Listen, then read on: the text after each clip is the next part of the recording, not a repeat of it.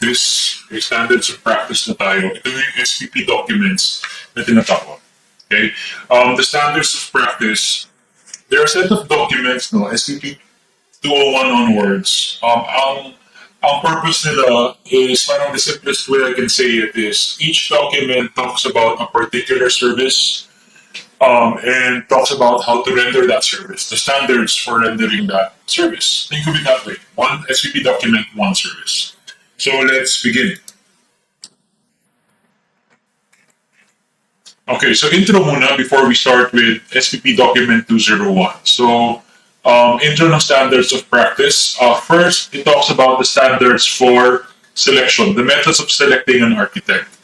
How are architects selected? How do clients select architects? So nakalagay sa standards natin, there are three methods of selection. We have the direct selection method, and the comparative selection method, and the design competition method. So there are three methods. Okay, when is each method appropriate?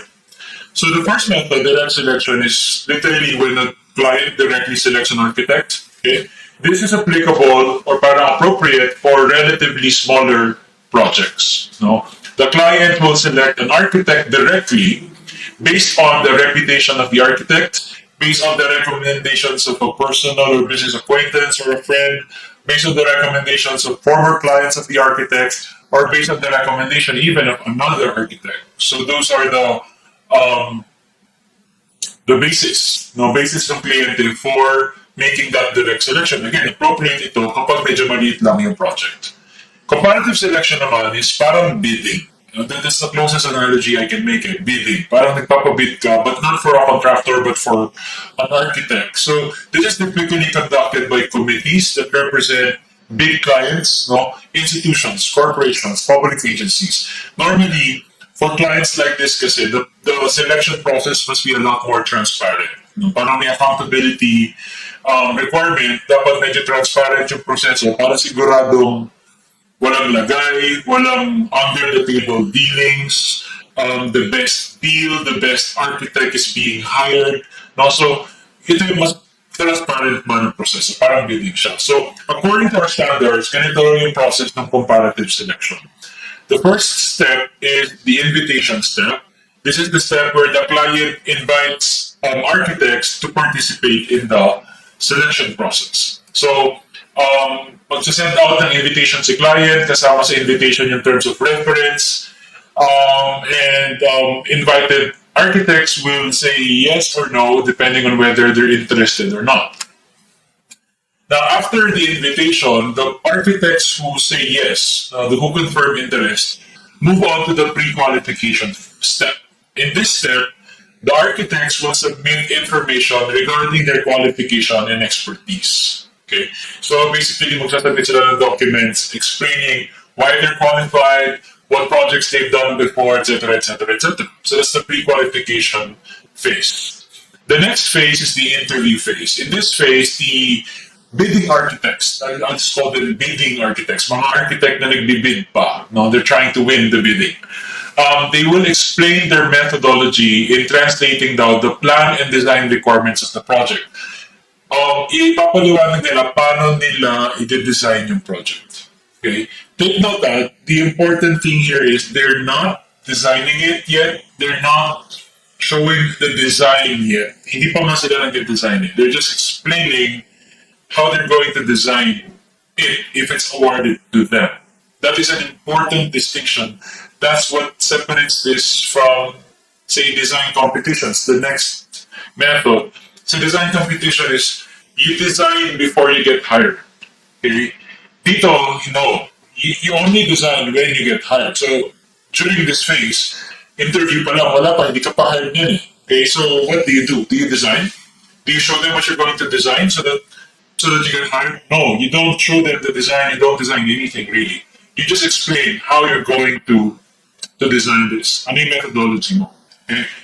So anyway, after the interview phase, comes the verification phase. Verification is parang background checking. The selection committee will visit buildings designed by the architects, titignan maganda ba yung design, maayos ba yung trabaho, We'll talk to former clients and even financial institutions to check yung financial capability ng firm to undertake the job. So parang background checking and verification. After the verification, ready na sila to score and to rank, evaluation and ranking. So in this step, the selection committee will evaluate the entries and will make recommendations. Irarank yan, isi-score yan, may criteria for scoring. The highest scorer will be recommended to be hired. Okay? And the final step is negotiation. So most likely, yung top recommendation ng i-endorse for negotiation, pag-uusapan yung fee, tatry pa siguro humingi ng discount kung kaya, or baka i-refine ng kaunti yung scope. Kung mag-work, then hire siya. Kung hindi, maybe they will move on to the second place, no? the rank number 2 sa ranking. So, yun yung comparative selection. Again, it's a very lengthy process, but this is often the case for larger corporations. Kunyari ang kliyente mo is a big corporation or something, government, dapat mas transparent yung proseso, and this is obviously a much more transparent process than, say, direct selection. Okay? Now, the third and the last option, method of selection, is design competitions. Okay? This is only applicable to civic projects or monumental projects. Okay. We'll talk about design competitions later sa SPP 208 kasi may competition code. No? May standards tayo for that. So, I won't really explain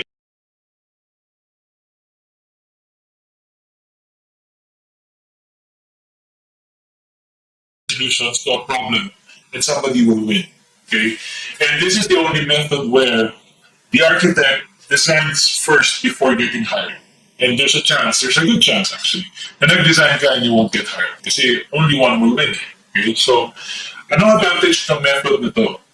The advantage is for the client, mas marami siyang options. And another advantage is the client is choosing a design, not just a designer. Okay, that's an important, again, concept. In the comparative selection method, the client is not choosing a design, the client is choosing a designer. In design competition, the client is choosing not just a designer, but also a design. So that's obviously an advantage for the client. Kasi medyo alam ni client where it's headed. Anong disadvantage? The disadvantage is this method, design competitions, they can be very expensive and time consuming, both on the part of the client and the architect. And also, some good architects are discouraged from joining because of the time and effort required. Yeah, I watched a documentary, I think it was Norman Foster who said it. He hates design competitions now because they're a massive waste of good ideas. Okay? Like parang, no matter how many excellent ideas are submitted, only one will win. So parang there's a guarantee that a lot of the good ideas will be put to waste, will not win. So parang, nakaka-turn off din daw sometimes the amount of good work that is just wasted through design competitions. But anyway, yeah, it could discourage qualified firms from joining because of the time and effort required. And another disadvantage is this could be used as a guise to obtain free designs. Pwedeng yung mga masasamang tao, pwede na lang gamitin yung design competition to get many good designs for free. Okay?